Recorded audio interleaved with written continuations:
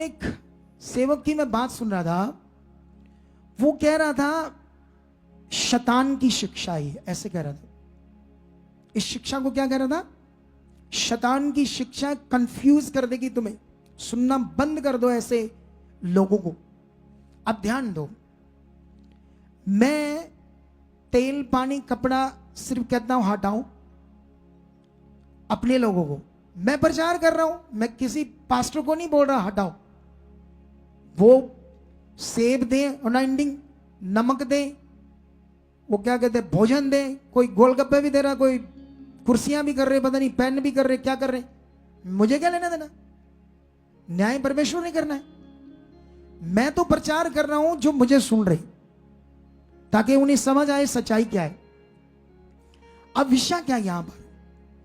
अगर मैं बोल रहा हूं पवित्र आत्मा के द्वारा चलना है, पवित्र आत्मा को प्रैक्टिस करना है। यीशु मसीह जब आया तो यीशु मसीह ने कोई मटीरियलिस्ट चीज यूज नहीं की, ना चेलों को दी। एक मिट्टी जरूर यूज की उसने। अभी मिट्टी पर सर्च चल रही है कि यीशु ने यूज की या नहीं की, क्योंकि इन पर हमने सर्च कर ली है। यकूब की पत्री 5 की 14-15 पर और मरकस 16 की 13 पर, नहीं 6 की 13 पर, इन पर सर्च कंप्लीट होगी हमारी। उस पर अभी हमने करनी है, क्योंकि इतना महान प्रभु जो चेलों को अधिकार दे रहा है, अधिकार से बोलो, अधिकार से दुष्ट आत्मा को निकालो, तो वो क्यों मटीरियलिस्ट चीजें यूज करेगा? कितनों को बात समझ आ रही? अब मटीरियलिस्ट चीजों को यूज करते थे फरीसी, सदूकी, याजक लोग। और वो यीशु मसीह को, जब वो यीशु मसीह अधिकार के साथ काम कर रहा था, सामर्थ के द्वारा लोगों को हील कर रहा था, दुष्ट आत्मा निकाल रहा था, बीमारों को चंगा कर रहा था, कोई मटीरियलिस्ट चीज नहीं यूज कर रहा था।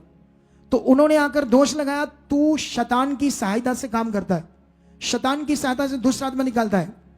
यीशु मसीह ने कहा नहीं, मैं पवित्र आत्मा के द्वारा करता हूं।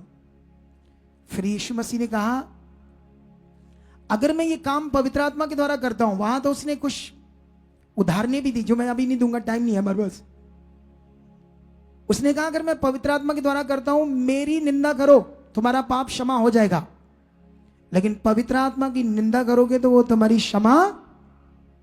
अब वो सेवक बहुत बुद्धिमान समझता अपने आप को, वो कहता है ये शैतान की शिक्षा है। सोच लो हाल, पवित्र आत्मा की बात को उसने क्या कह दी।